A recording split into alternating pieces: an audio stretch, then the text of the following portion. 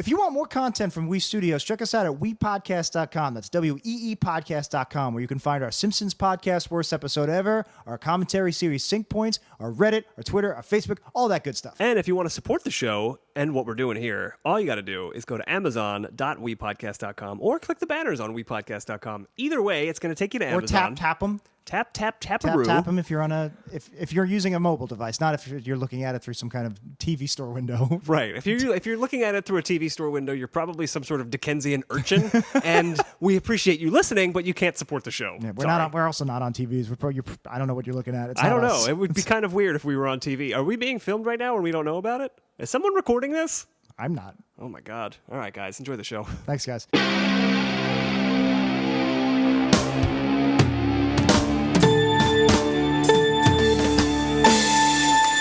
60 minutes are on the clock, and straight out of We Studios, this is 90s Percentile. My name is Jack. And my name is Dan, and I almost also said my name is Jack. So, no, it's not. It's not. It's Dan.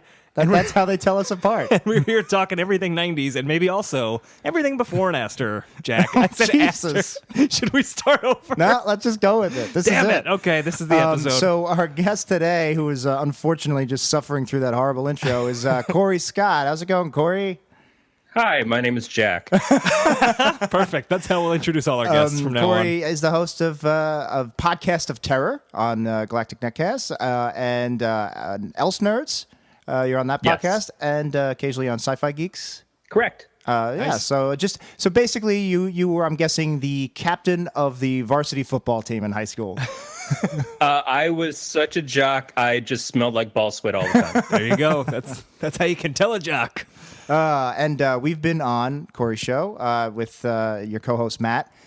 We did. We talked about a '90s movie. We talked about Gremlins 2, the new batch. Yes. For about 5 minutes, and then we talked about everything else for an hour and a half. Yes. I believe Hitler. I believe Hitler was a big subject. Hitler came up for sure. Yeah, he, prominent historical figure. He comes up from time to time. Yes, we debated the merits of his. The opposite of merit. I guess the demerits. I guess the demerits. We gave Hitler a demerit. The anti-merits of Adolf Hitler. If they ever do a Gremlins 3, by God, there needs to be a Hitler Gremlin. Oh my God. There should totally be a Hitler Gremlin. Played by Tony Randall. They'll bring Tony Randall back from the dead. Well, Gremlins were a thing in World War II with like German fighter planes, right? So it's kind of not completely unconnected to Hitler. Okay, here we go, guys. Gremlins 3, a period World War II. I'm kind of into that. Actually, it's basically Bryan Singer's Valkyrie, but with Gremlins. But Tom Cruise is a gremlin instead of Tom Cruise. The Gremlins, it's like Suicide Squad. We turn a group of Gremlins on our side to go in and take out Hitler.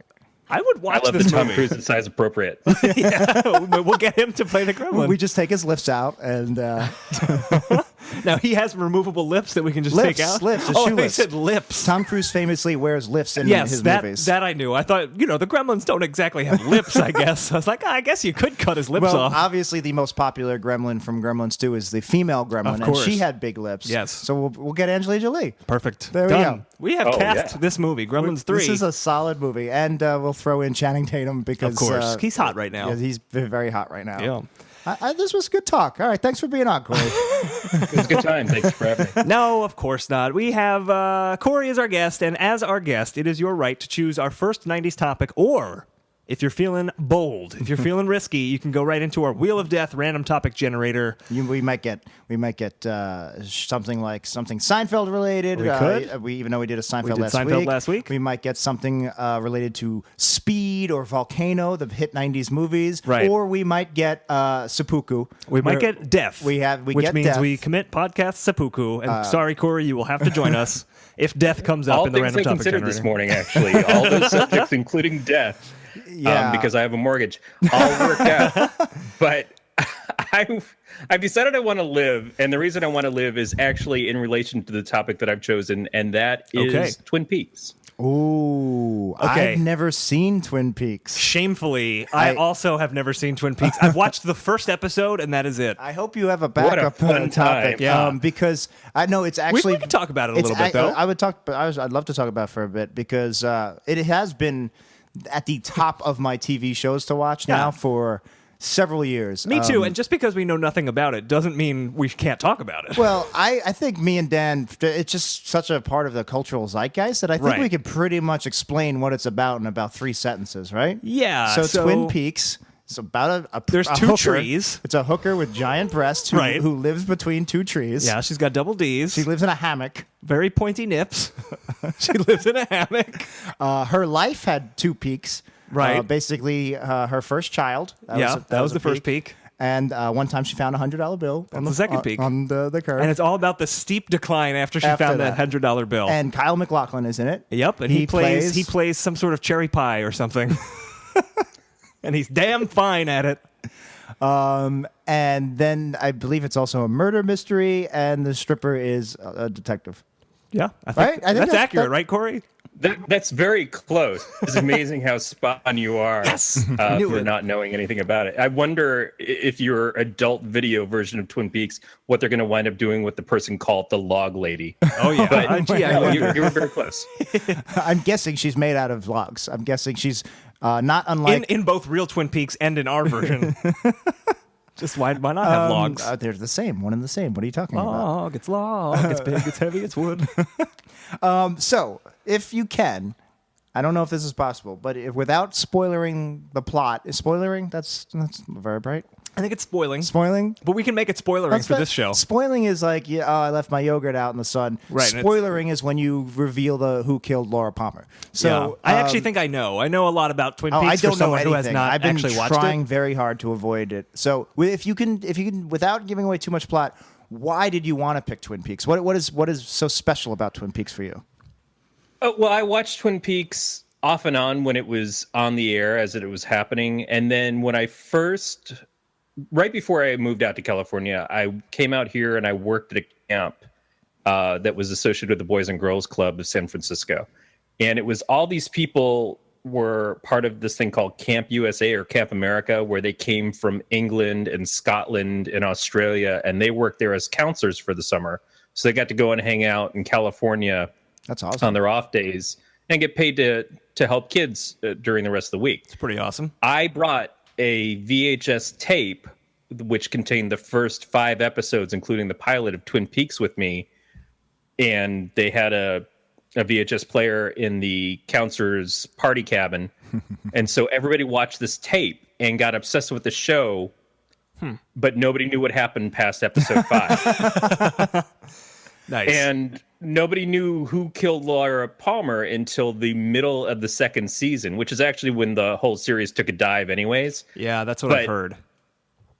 Yeah, so for like that summer, everybody's just constantly come up to me, what happens next? Well, I don't know what happens next. That's amazing. You guys should have just like made you should have put on like a summer pageant. Yeah. And just put on the season finale of Twin Peaks. Yeah, how does Twin Peaks end? With little Having 8-year-old seen boys and Fire girls. Walk with Me, I'm really glad we didn't try to work that out with a bunch of kids. That would have been terrible. What is Walk with Me? Is that a prequel, a pilot, or is it a sequel?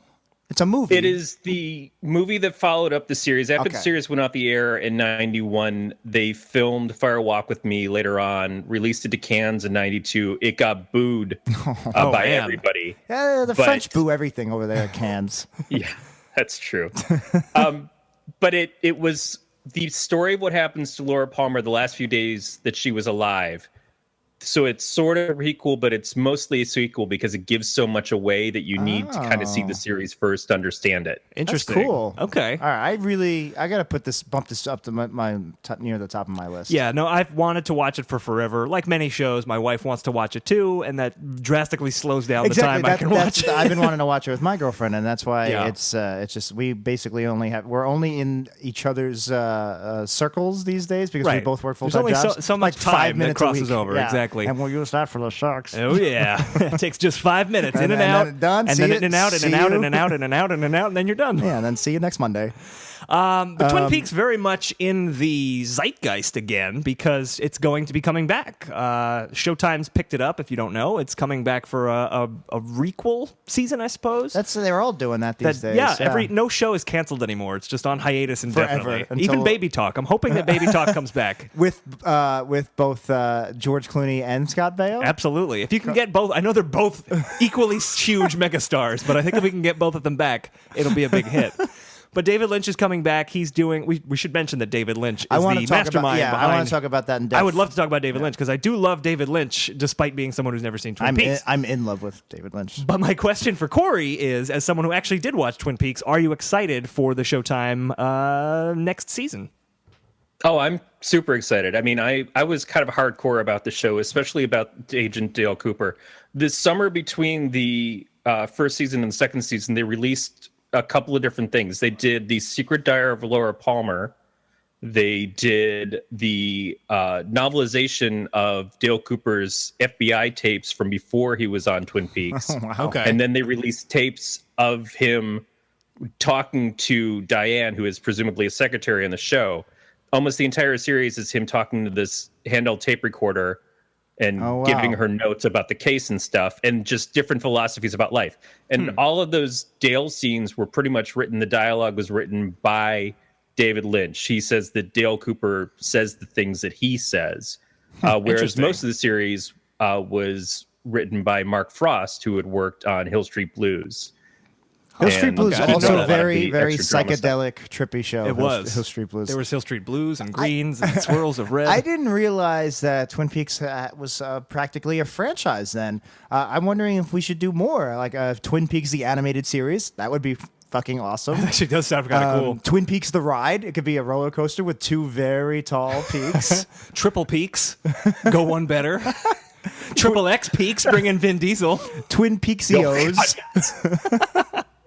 I want Twin Peaks cereal. Talk about doing a graphic novel series based off of it for a little while, but Lynch wasn't really receptive to it at the time. He had said for a while that it was done and that was all there was ever going to be. Yeah. But at the end of the series, they do make a call out where they say, "I'll see you again in 25 years."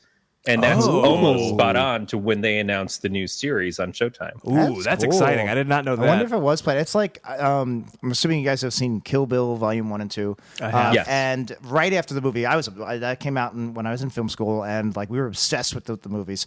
And there was a rumor that, or Tarantino actually came out and said that he wanted to do Kill Bill Volume 3 in 15 years, and would be about Uma Thurman's character's daughter and Vivica Fox's character's daughter facing off, and Daryl Hannah would be the mentor of the bad guy because Daryl Hannah survives the series. And he's like, and You're he's just spoiling like, Kill Bill, Jack. Yeah. So he's like, but this will be in 15 years. And I remember thinking, oh man, that's like, why even get excited about that movie? That's forever from now. Yep. And that's in 2 years. Yes, it is. He might actually, that might be his next movie. It might, but Quentin Tarantino, as we all know, he says a lot of things. But specifically movies he wants to make. And they always come true. He was talking about Inglourious I don't know if that's true. He was talking about Inglourious Basterds since like the time of Jackie Brown, and everybody's like, that's never going to happen. I'm still waiting for that Vega happened. Brothers movie with John Travolta and Michael Madsen. He said he was going to do Hateful Eight, and that never happened, and then it happened. True. He takes his time, but he almost always does his movies. So I wouldn't be surprised if there is a Vega Brothers movie and a Kill Bill 3. Well, time will tell on that one, Jack. What was the other one? In 15 years, what did he we'll want see. to do? There was a big franchise movie he wanted to do. He wanted to make a Luke Cage movie at one point. No, there's and a he big, wanted Samuel L. Jackson big to play Luke franchise Cage. movie. I feel like he wanted to do the next Star Trek or the next Bond or something. I would love to see Quentin Tarantino's Star Trek. I would love to see David Lynch's Star Trek. Yeah, well, David Lynch was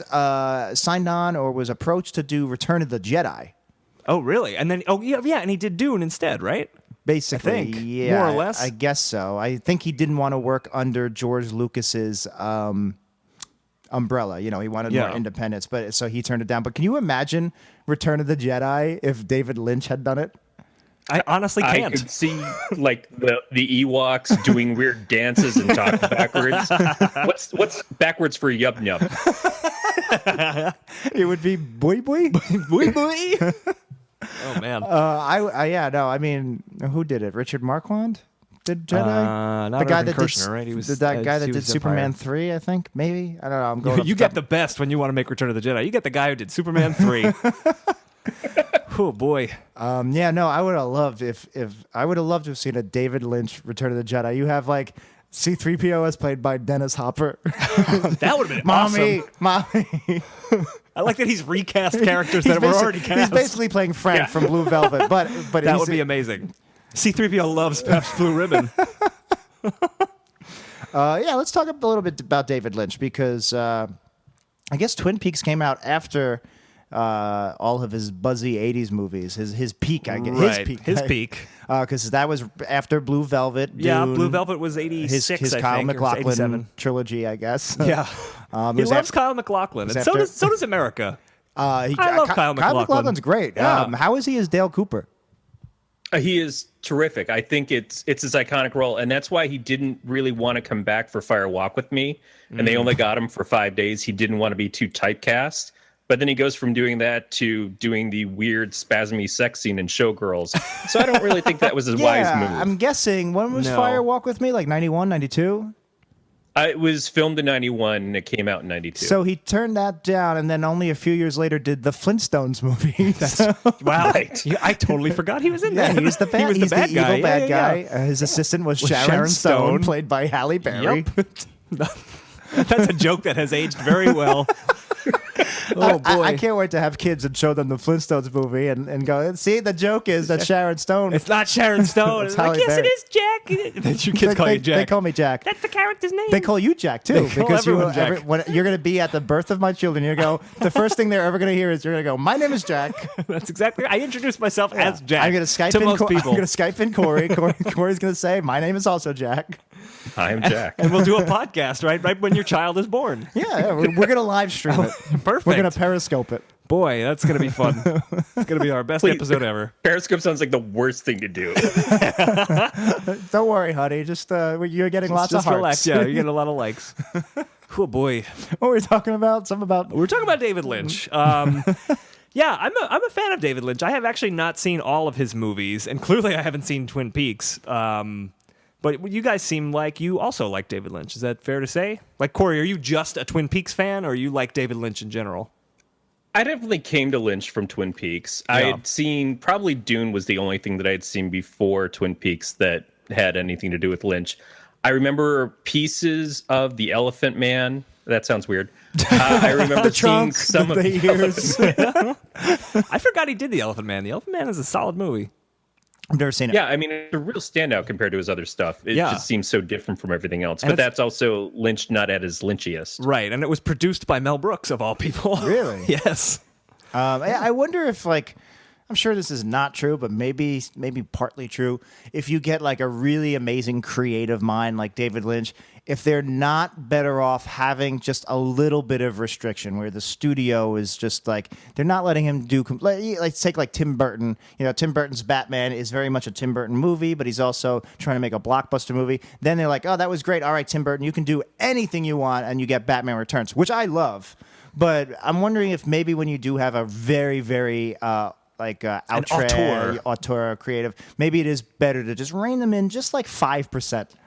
And maybe that's why Elephant Man seems to be better than, say, like Mulholland Drive is, David Lynch fans love Mulholland Drive. I love Mulholland Drive, but not just because it sounds like my last name. It's a wacky, wacky movie. It is, but and actually Mulholland Drive was originally a pilot for a new series. And then it didn't get picked up, so they filmed an ending and released it as a movie. Huh. So what was Which is, Twin Peaks was filmed both as a pilot for a TV series and as a movie. They put a cap on an ending for it to release it in Europe because they weren't sure that it would work as a TV series over there. So it was kind of considered both, but it didn't really give you the answers. And they weren't supposed to tell you who killed Laura Palmer in the series ever. Right, and correct me if I'm wrong, but I believe there was so much pressure because, like you said, it wasn't just you. People were obsessed with Twin Peaks in the early 90s. It was like a huge Lost level type show. It was the 90s Lost, basically. What was it on? NBC? I think it was on ABC, actually. ABC. Yeah, ABC. So it really was the 90s Lost. There you go.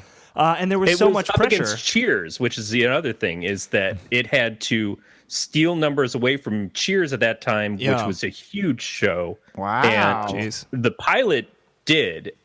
For the first 3 episodes, it did really well. And then it started to drag back. And people kind of realized if it had been put on Wednesdays when it had no competition, it probably would have succeeded a lot better. Yeah.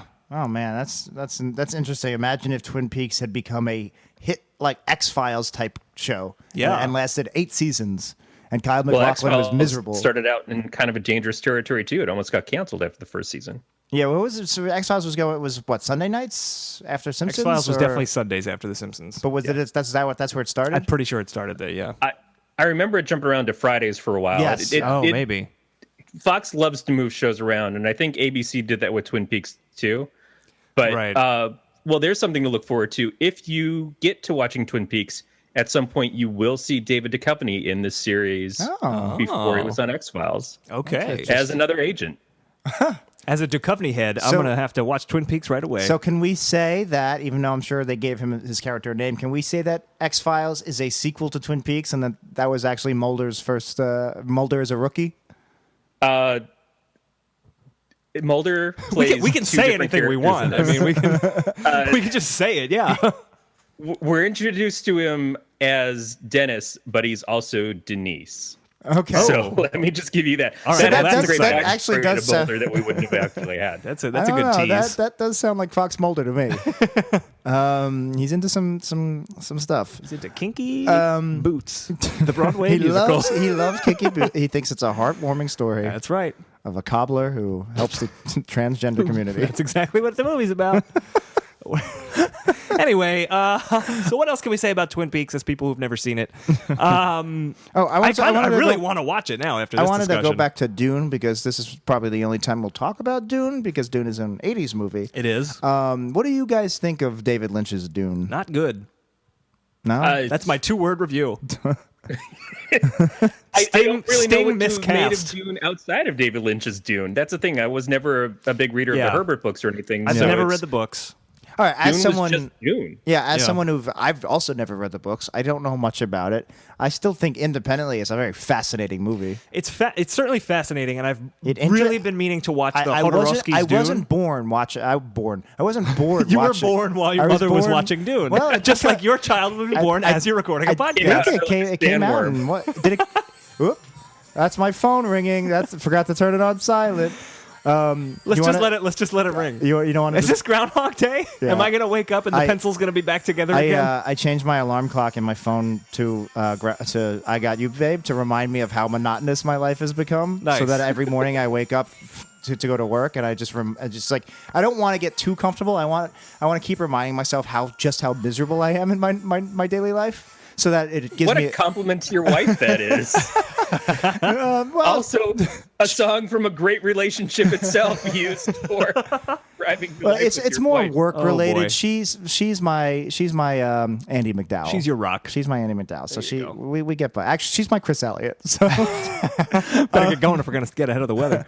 What were we saying about before Groundhog Day interrupted us? I don't remember. Oh, Dune. So I really liked. I actually was I was never bored watching Dune. I was very interested watching it. But when did you first see Dune? Because I feel like I only saw it for the first time in full. Oh, yeah, okay. Summer. I saw it even longer ago than that, and I wasn't a big fan. I thought it was boring, and it drags on. No, I watched it with my Andy McDowell last summer, and we're gonna call our significant others our Andy McDowells from now on, and our cameramen are Chris Elliott. That's right.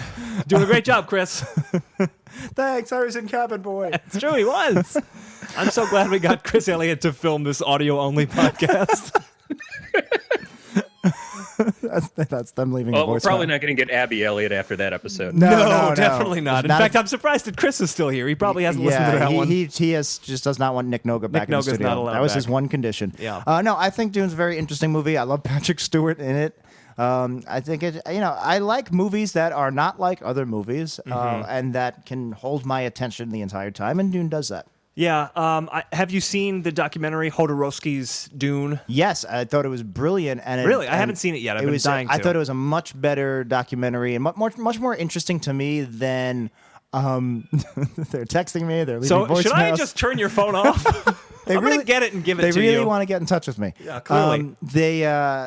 No, I think it was a much better documentary about a movie that never was made than the Death of Superman Lives, which I is really a very enjoyed that similar one. movie. Yeah, I did too, but I thought Jodorowsky's Dune had much more to say and was a much more better crafted movie. Okay. Anyway, it's about Jodorowsky is a very weird avant-garde. I believe it's Hodorowski. Whatever. He's a weird. I'm just gonna call him Jack. Okay, so Jack is a weirdo. His name is Jack. Jack's a weirdo. He was like a 70s avant-garde filmmaker, and he did El Topo and a couple other and weird I don't know movies. if he got the rights to do, if they asked him to do Dune, or if that was his passion project.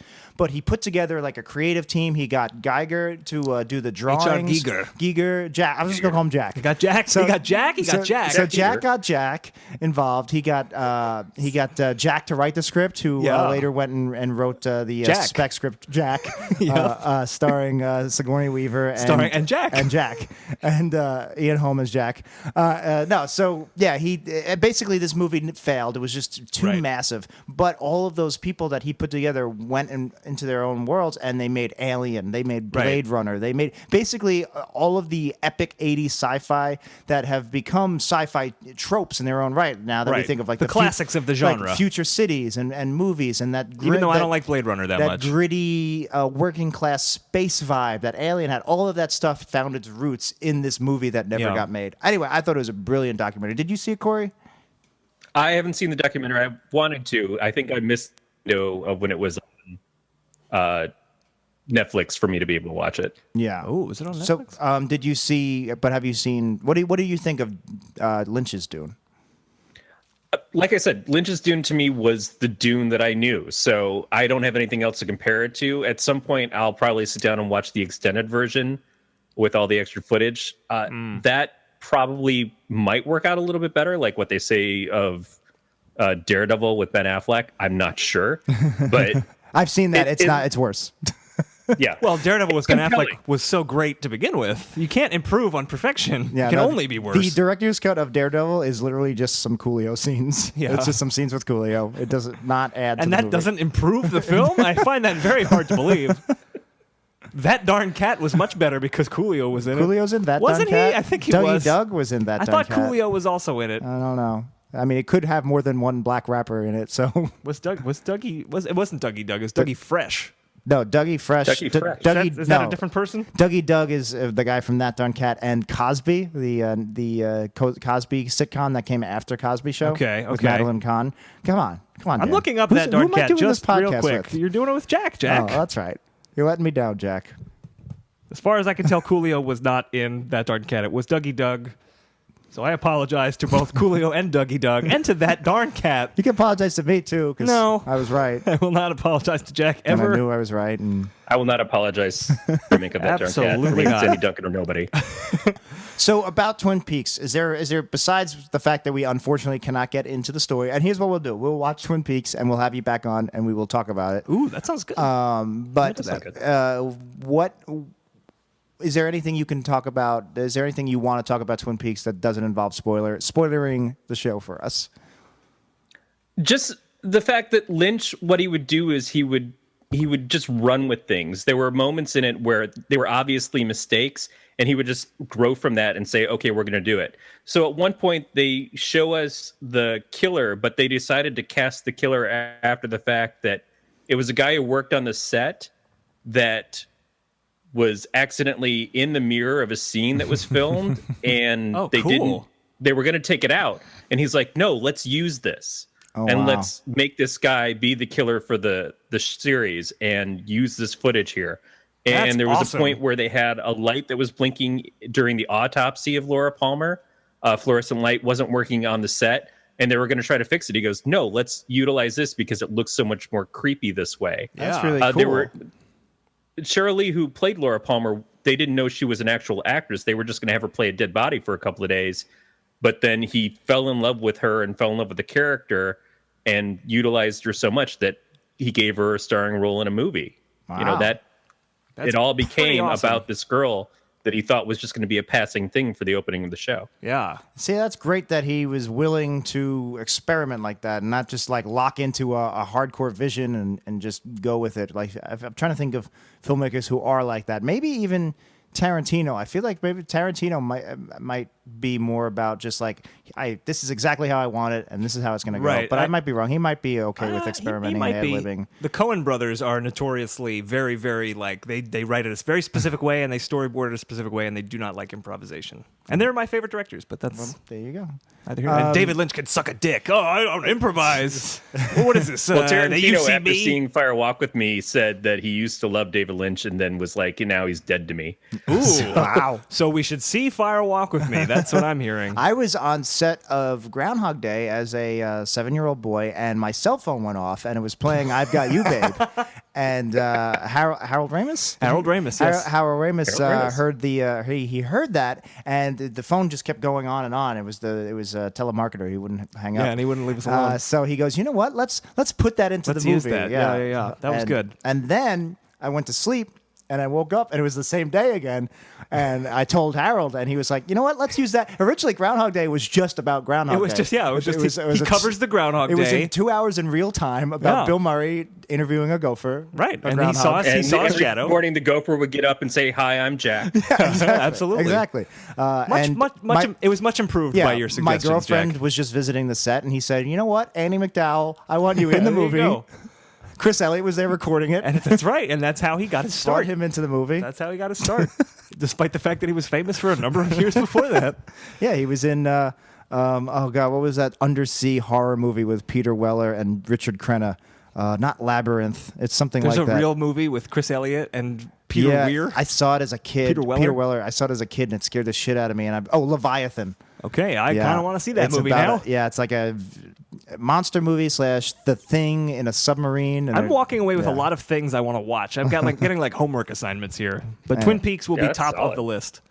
All right, so anything else we should add about Twin Peaks? I do think we should get you back on and revisit it after me and Dan have watched Yeah. both seasons and the movie, and we'll talk about the spoilery things.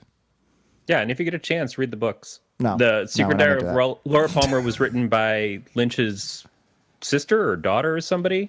Okay. And I forget who wrote the Dale Cooper book, but it was again somebody related to probably Mark Frost. It was like they were using people that their family with them to give them these intimate looks in these characters outside of the show that kind of built where the show was going. Some of the stuff that happens in the Dale Cooper book leads into what happens in the series in the second season after we reveal who wow. So these Laura's killer is. So the books, it sounds like they're actually good, and they actually did tie into the series, which is very Unlike Lost, yeah. Because like, I read some of those Lost books and that stupid Via Domos video game, which yeah, none of that had anything to do with anything. Never tied it. Well, I did like the Lost video game. It sucked that it didn't tie into the story, but it was just cool being on the island. and You it's liked weird. rearranging those gears.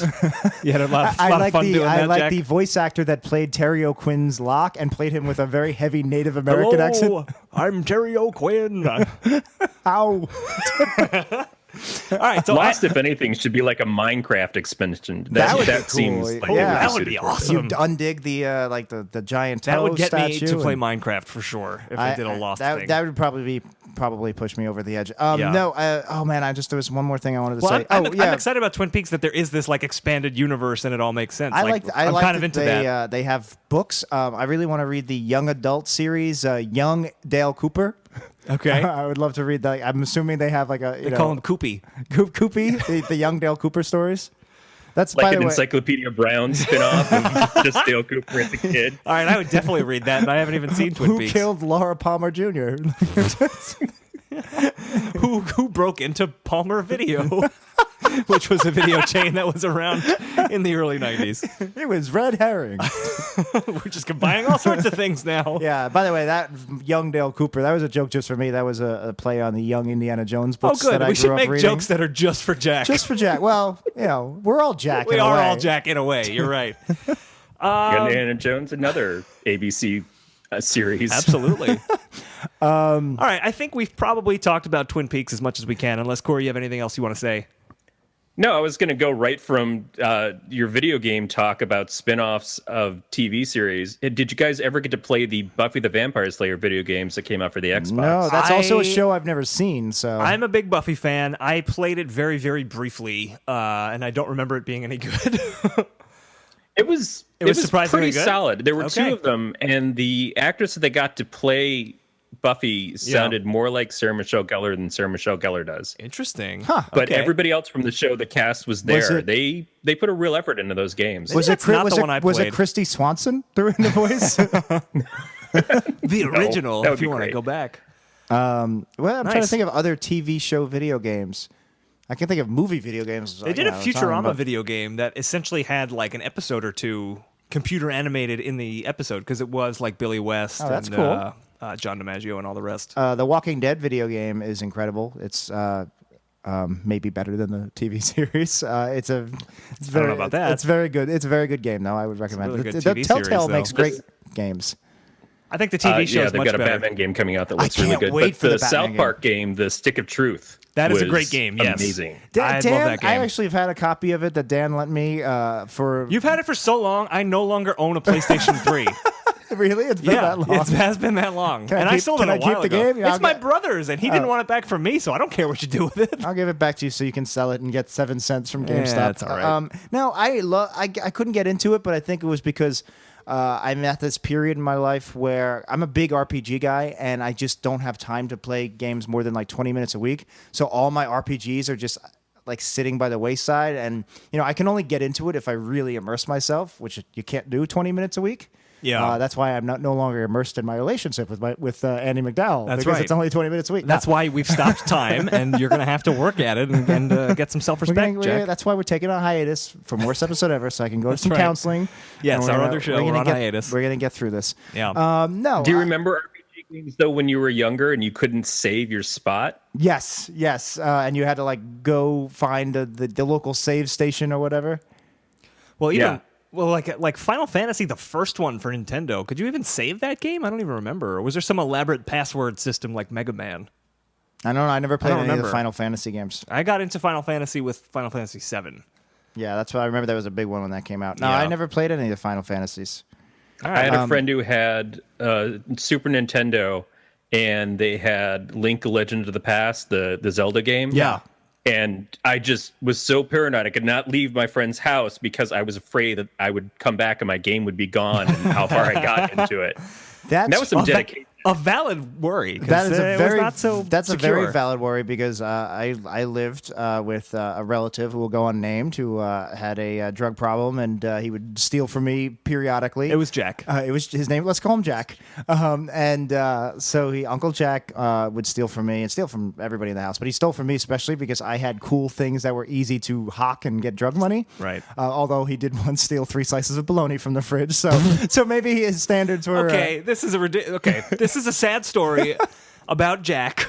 not this Jack. The fact that A different Jack. how did you know it was exactly 3 slices of bologna? Did you put out 3 slices of bologna and you were like, I Because- can't wait to eat that snack Because later?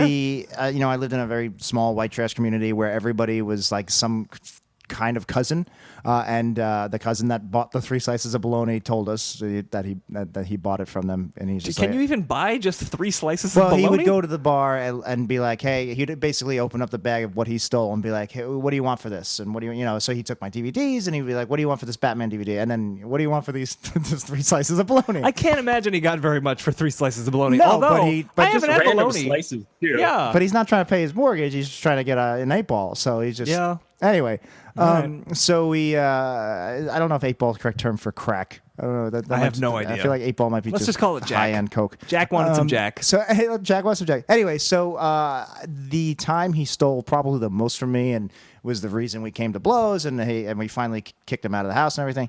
I played 9 hours of Twilight Princess: Legend of Zelda on the Wii. And I took a break from it, and I was like, man, I really gotta get back into this game. So I was like, you know what? I've been gearing myself all week. I got all my stuff, did all my homework, whatever. It wasn't homework, but whatever I was doing at the time that I needed to get done.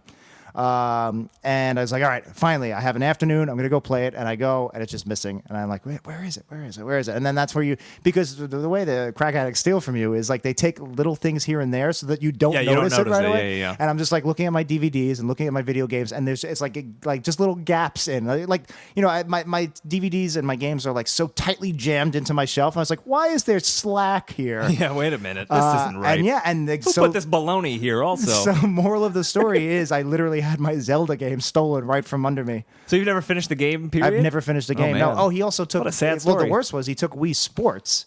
And Wii Sports comes with the Wii. Right. You can't really buy it individually. Yeah. And it's just like, and then who did he sell it to? Because anybody who owns a Wii already has Wii has Sports. Wii Sports. That's a good point. I wanted to yell. I did yell at him. I said, don't think he was literally- thinking clearly when he did this. When I confronted him, I literally said, "You fucking idiot! You stole the wrong game. You don't even know what you're doing." So he probably just pitched it as like, this is Wii Sports. It's the new Coolio album. Well, he was probably selling to, again, my cousins. He was selling it to Coolio. other drug addicts who were just like, yeah, sure, Wii Sports, why not? The kids will love this.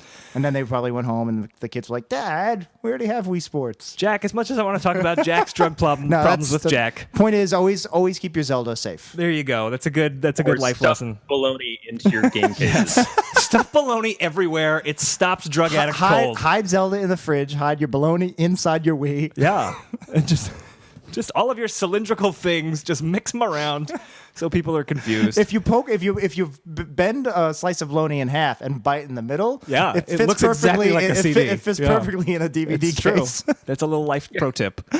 Honey, I want to put on speed 2. Where is it? Check the Eggo waffles.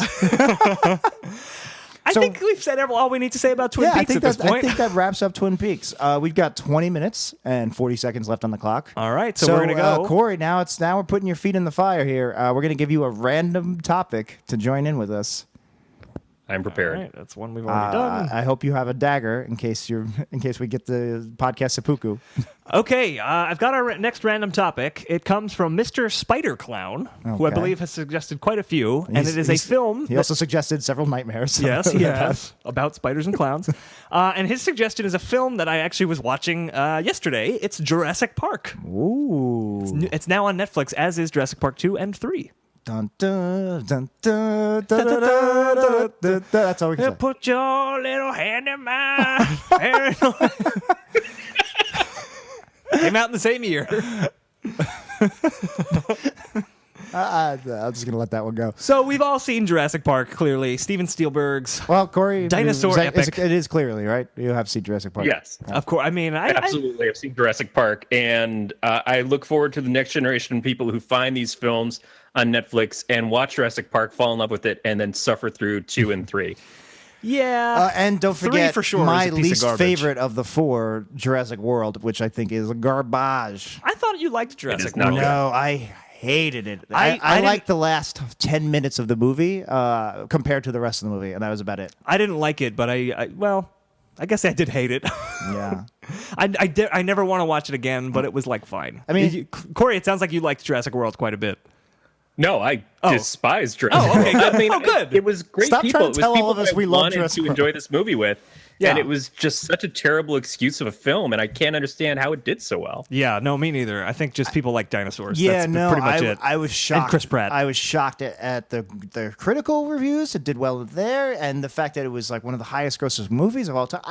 I could see it doing okay. I could see non-diehard Jurassic Park fans or non-fans of quality movies liking it. Right. But the way it was taken, I was just shocked. It was just so bad. It was the so exact. bland. It was the contrapositive of Jurassic Park in many ways Yeah. because it had a lot of the same things, but all of the things that worked in Jurassic Park did not work at all in Jurassic World. I think, and this is a good way to get into talking about Jurassic Park and why it's such a great movie. Yeah. But this is my one. If I can only use one example of why Jurassic World failed, this is the scene I go to. So Jurassic Park has a famous scene when the lawyer gets eaten while taking a shit. The T-Rex attacks that. It is that scene. Yeah. Is it really? So yeah, where the T-Rex attacks them and they're stuck in not a Range Rover. What are those called? Station wagon. No, I think it was like a Range Rover. It was like a Jeep. I thought it was a station wagon. It was definitely not a station wagon. The Jeep is the gas-powered one. The electric green and yellow electric track car, I think, was more station wagony. I don't recall it being a station Anyway, wagon. he attacks it. He bites the tire.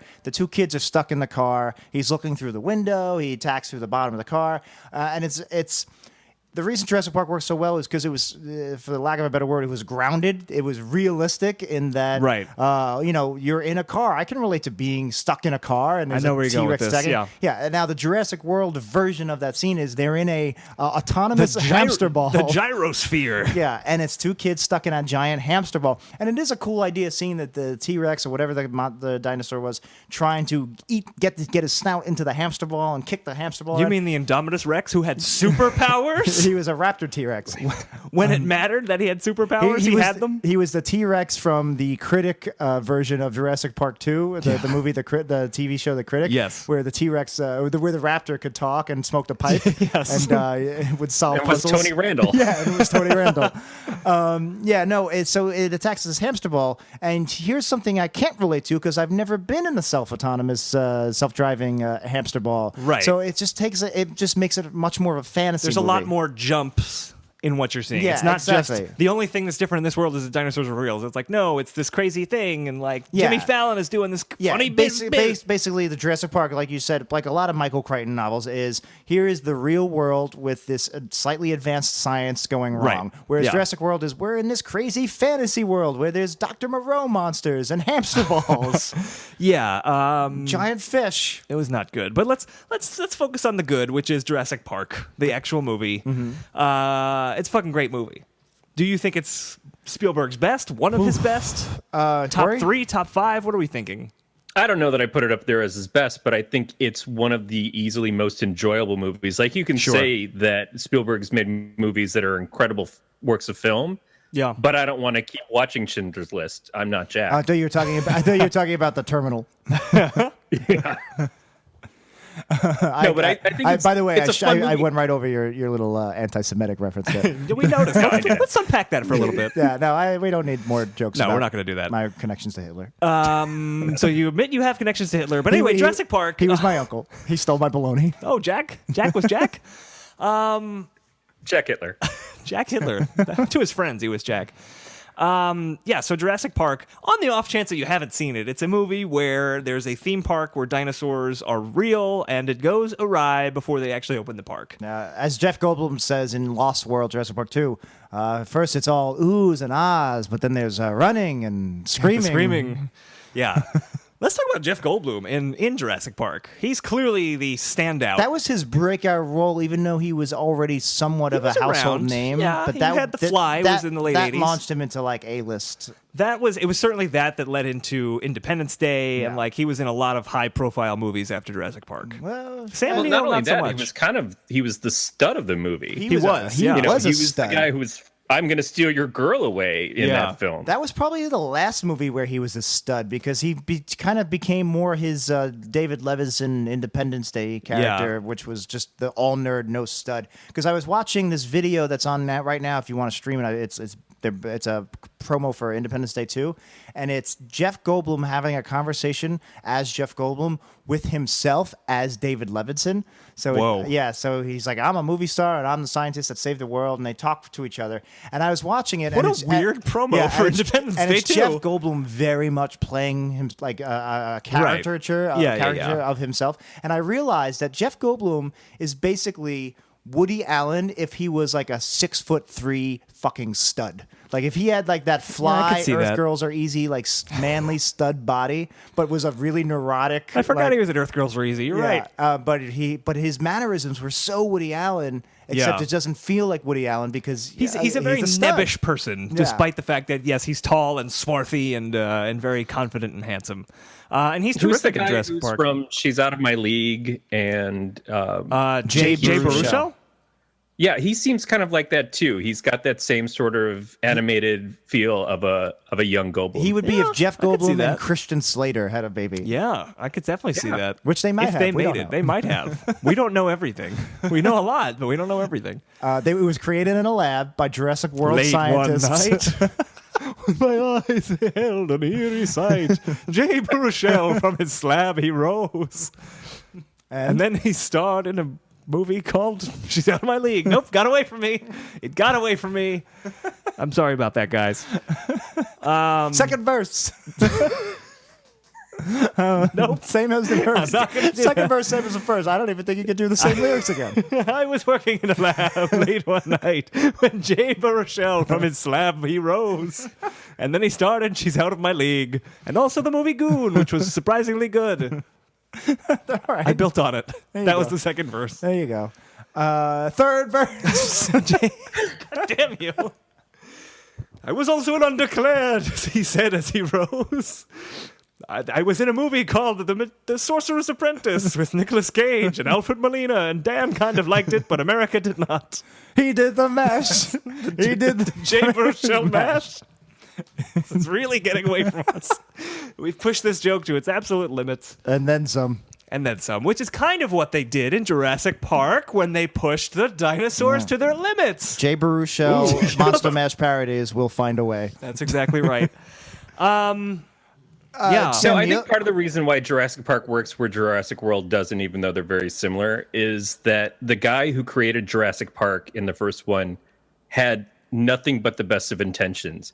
And it seems like so many people in Jurassic World don't have good intentions. Yeah. They're just like, we're just doing this to make money. We're doing this because we want to sell it to the government for... You mean Vincent D'Onofrio's great plan of using raptors in the military? Or how about I'm blanking on his name, and I just watched him in the Chris in Pratt. Mr. Robot. No, gay Christian Asian Slater. actor. B.D. Wong. B.D. Wong. He has like 2 scenes. His character's bigger in the book, but he has 2 scenes in Jurassic Park as one of the genetic scientists. Right, InGen. And InGen. And then in Jurassic World, suddenly he's like a supervillain. Well, he was like the only, correct me if I'm wrong, the only character who reappeared from the original In trilogy, Jurassic World? I guess, Yes. in Jurassic World. Yeah.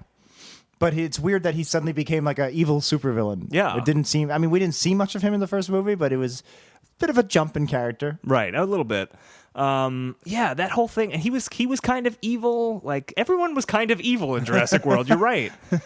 Nobody was really good. Let's put No. it that way. The only person who seemed like a total innocent who got really hammered was the secretary that was supposed to be watching the kids. Yes, yeah. And she had the most brutal she's the only female, I think, to die on screen in any of the Jurassic Park movies. And she had like the most brutal death scene. Yeah, she was like in brutally. All, yeah. What was she? She was grabbed by one of the the pterodons. pterodactyls, or the something? pterodons. It like rips her throat out. Yeah. And then like the fish eats her. PG-13, everybody. Yeah. Oh boy. It poops her out, and then the poop bad at this gets woman. shot. And Yeah. I thought it was weird when it pooped her out and she was like, I'm still alive. And then she got eaten again. I thought it was a very odd choice for Jurassic World to then make. Jeff Goldblum said, you are going to wash your hands before we eat, right? Hello? That's one of the best Secretary lines. Found a way.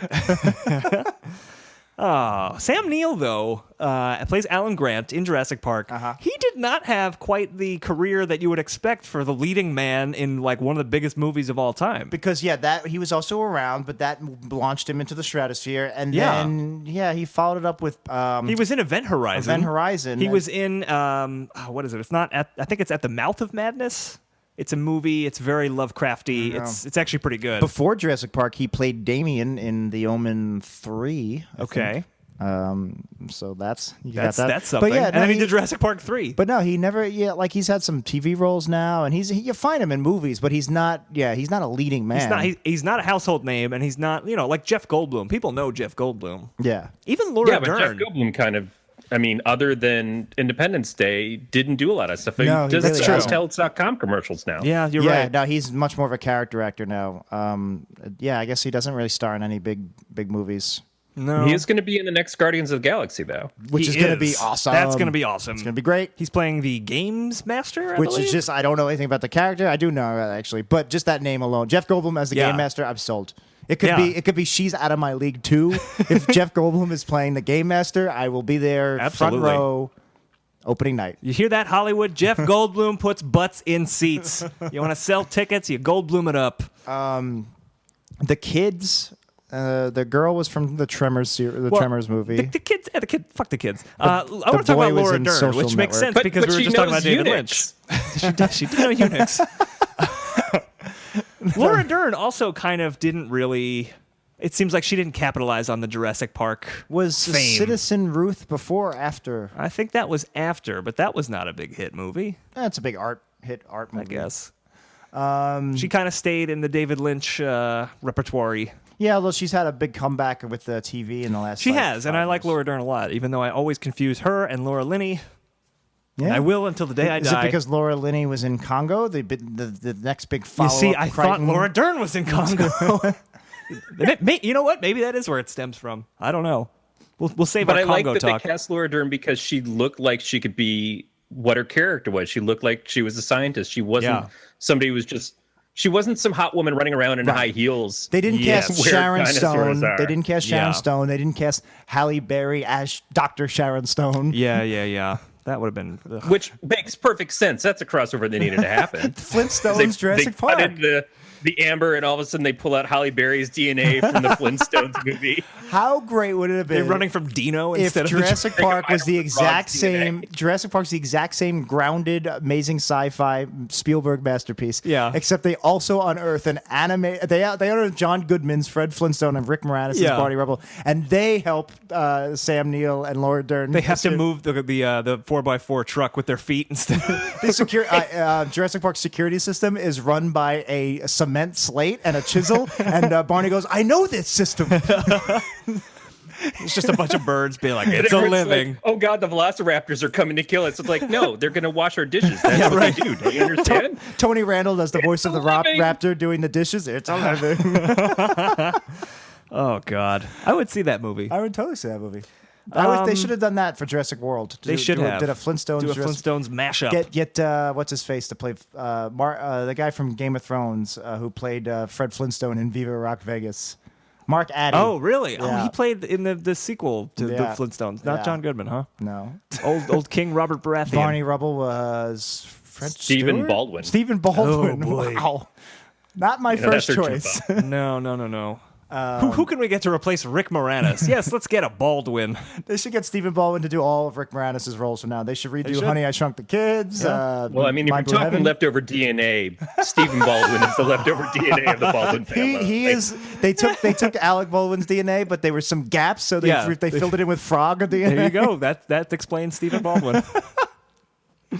Woo! Jurassic Park. We should mention one of the reasons it was the box office record holder for maybe a decade. I guess till Titanic. Maybe. Well, yeah, Titanic definitely unseated it. It was the movie that really brought CGI into the mainstream. Yes, and there's actually I don't think there's that much CGI as far as No. total screen time. It was originally supposed to be... there's a lot of animatronics. Yeah, it was originally supposed to be just basically one shot with the brachiosaurs, where, which is one of my favorite scenes in the movie, where it's supposed to be this just, again, wonder. The movie's filled with wonder, unlike Jurassic World, and they're all looking at how big these fucking dinosaurs are, and they couldn't build animatronics that big, so they used CGI. Spielberg thought it looked so good that he's like, you know what, let's use this for other dinosaurs. So then they used it for where the T-Rex is chasing the Right. But it was still mostly animatronics and puppetry and miniatures. Yeah. But we only have a few more minutes Yeah. left. Just real quick, I want to ask you guys. So none of us are hot on Jurassic World. If you have to make a sequel to Jurassic Park, what would you change from Jurassic World? Like, would you still have it? The central premise of Jurassic World is the park actually opens. Yeah. Do you think that's a good starting point, or would you do something That different? was an interesting idea. It's a shame it was just such a rehash of the first movie. Yeah. I Corey? mean, yeah, I don't know. I'd probably go with the Ferengi Hollow Suites, where you get to have sex with the dinosaurs. It seems that at least that's the evolution of the chain, right? Is like eventually Absolutely. we're going to get to a point where people are going to want to have sex with the Tyrannosaurus. It just seems it's got to be that's where it Well, goes. dinosaur porn is a very, very big It kind of subgenre is, in and you're not self-published books, romance novels. Yeah. Dance with the Raptor, and it's like weird titles so like Jack that. knows all of the titles. He has read all of the books. I will write anything that gives me a paycheck. Well, that sounds like what you're I'm reading for understanding pleasure. to know that is a fact. I know that those books exist. Yeah, I followed Jurassic Park 4 since my freshman year in film school, when basically the Jurassic World does still have some elements, but it was going to be about basically the Chris Pratt character teaming up with genetically modified dinosaurs. That was like a SWAT team. Yeah. But they talked and they had names, and That's a terrible yeah, idea. There should but, not be talking dinosaurs. I always thought a good Jurassic Park sequel would be in an urban setting, not basically like the end of Lost World with the T-Rex, but more with like raptors and stuff. Where because I was always disappointed. You go Predator 2 with it. Exactly. I was always disappointed that every single sequel was just in the jungle again. Like change up the setting. I always thought the same thing with Tremors, which is one of my favorite movies. They all take place in the desert. I was like, do a Tremors in New York. Right. It might not work because there's sewers and stuff and asphalt. But you're right. All of the Jurassic Park movies, they go back to the island. Yeah. Yeah. And, the end of Lost World, if you haven't seen it, mild spoilers, the T-Rex gets out and goes to San Francisco, I think? San Diego? I don't remember. Yeah, and it's by the way, I like diminishing returns, a lot of Lost World. I think it's an underrated movie. I don't think it's great. I think it's rightfully considered a poor sequel, but I think it's the second best Jurassic Park movie. I do think there's a lot of... Spielberg did it. I think there's a lot of great elements to it. And back to what you said about it being Spielberg, his best... I used to consider it in my top 5 movies of all time, but I realized that was more nostalgia-tinned. Jaws would be a better version of Jurassic Park. Really? Yeah, it's basically the same thing. A grounded monster movie with real characters that just find themselves in the situation. Well, Jaws is a little more grounded than Jurassic Park. I mean, grounded from a character situation, I think they're very, very similar movies, except Jaws is better. Yeah, I actually saw Jaws after I saw Jurassic Park. Really? I only saw Jaws for the first time a couple of years ago. Oh, wow. And it was because someone kind of talked me into it to talk about it on a show. What did you think? And I don't disagree. I mean, I think Jaws is much more of a man versus nature kind of story that is similar to Jurassic Park. But it's so much more grounded because it's surrounded by real people who don't know what's happening until it's already too late. That's a good point. Yeah, that is a good point. I guess the fact that even though Jurassic Park does have great character work, especially compared to most Hollywood schlock, I guess there still are dinosaur scientists fighting dinosaurs, whereas Jaws is a local Jersey Shore sheriff fighting a giant shark. Yeah, it's also really, I guess Spielberg has a pattern because it's also really similar to Lincoln. Like when Lincoln fights the dinosaurs off and then also fights the sharks, it was really just rehashing of old Spielberg movies. That's crazy. Yeah, and Catch Me If You Can, where Tom Hanks is trying to catch the Leonardo DiCaprio-shaped dinosaur shark hybrid. Right. The Sharkrio. And then there was the Monster Mash song that was about how it was created. Boy, I wish I could remember the lyrics to that one, but we can't. They're just slipping away. So we've got 39 seconds left on the clock, Corey. Final thoughts on Jurassic Park? Jurassic Park, just fun movie, really good time. Somehow holds up better than any of the sequels, including looks. Maybe it's because they use more practical effects in it, but I just remember watching Jurassic World and thinking this doesn't look as good as what I remember the first one looking. I agree. That's kind of amazing. The for its time. CGI is dated in terms of its like pixels or whatever, but he uses it in a very smart way. It's not just like you said, it's the brachiosaur scene. It's a lot of it's from afar, so it doesn't look like CGI. And whereas I think they leaned on it way too heavily in the other 2 movies. So and that's it. That's the time. So Corey, what have you learned today? I learned that you guys need to make good on your promise of watching Twin Peaks because I would come back and talk about it. We gotta watch Hackers. We gotta watch Twin Peaks. We got a whole list now, Jack. You guys are killing us. It's terrible. I don't like it. Our lives are so hard.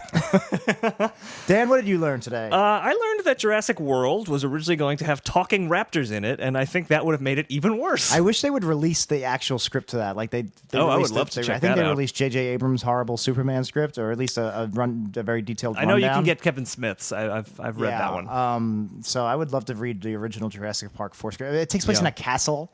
They like storm it. Yeah, the dinosaurs like have to do a rescue mission in a castle. And this sounds like the most ludicrous movie I've ever heard, which kind of sounds awesome. Yeah, no, look it up.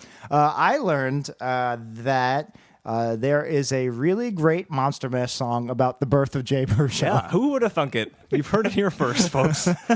The 37th verse is the best part of it. So is 37th verse, same as the first. And then he was in How to Train Your Dragon, and also its sequel, How to Train Your Dragon 2. It gets a little repetitive, but it's really more. It's more for like a road trip song. It's a seasonal song. You only listen to it once a year. You put it on the Jay Baruchel station on iHeartRadio, right? That's what you get. Corey, where can we find if people want to hear you talk about things besides Jurassic Park and Jay Baruchel? Where can we find? Where can our listeners find your podcasts? They can find me on Galactic Netcast at gncast.com. I do a podcast there with Matt Stein called Podcast of Terror. We talk about all things make you pee your pants because of horror stuff. And then I also co-host a show called ElseNerds with my friend Gregor Sprague. and we just talk about different things that are going on in the nerdy news and stuff like that throughout the week. Nice. That sounds awesome. So check that out. Very cool. And if you like this show and you want to support it, all you got to do is go to amazon.wepodcast.com. Jack, what happens if they do that? If you go to amazon.wepodcast.com. If you go to amazon.wepodcast.com. Nope, no slashes. It's amazon.wepodcast.com. http:// You don't need 2 colons. I don't know where that'll take you to the dark web. I don't think you want to do that. That's if you want to get our child porn and our drugs and our slices of bologna. Yes, there you go. That's exactly what that is. No, what was it? Amazon.wepodcast.com. .wepodcast.com. You go there, and then basically it looks exactly. It is the Amazon website. It will take you right to and Amazon. then you can buy everything you were going to buy on Amazon anyway. Except because you went through us, we get a small cut, That's and right. it helps us support the show, pay for our bandwidth, pay And for it's the just about the lawyers best thing. for the Hitler and pedophile jokes. It pays for Hitler? Wait a minute. For the Hitler and pedophile jokes. Oh, it pays for our lawyers. It pays for the lawsuits. Yeah, I agree. It pays us every time we file a lawsuit. That's how it works. But great. If you don't want to spend any money, though, there's another way you can support this show. A, you can tell your friends. That's the first way. There's actually 2 ways. I lied when I said there was only one way. There's 2 ways. You can tell your friends, and you can also leave us a review on iTunes. A 5-star review would be best. A 4-star review would be the worst. A 1-star review would be okay. No, just 5, please. Oh, okay, just 5. We've got right now. I hate saying it because I don't want to jinx it, but right now we're still all 5 stars. All 5. It's pure West. It's pure West that we're doing 5x5, all 5 stars. But if you do leave us a review, you may get it read on the air, like this review that we're about to read. All right, Corey. So we like to have our guests read an iTunes review. To give our reviewers a shout out. You're not in the same room as us. We've been doing this remotely. By the way, thank you for getting up at like 6 a.m. to do this. Now it's 9 a.m. your time when we recorded this. So thank you for that. Yeah, definitely. It was my pleasure. I actually showered because I respect you guys that much. Wow. Appreciate we it. We could tell, There's no audible stink lines coming off of you. I hate those audible I'm stink trying to get the lines. jock smell off of me. Yeah, that's right. That's exactly it. So you're not in the room, so I had to send you a screenshot of the iTunes review so you could read it. It's very tiny, so I hope you don't hurt your eyes. But read us our latest 5-star review.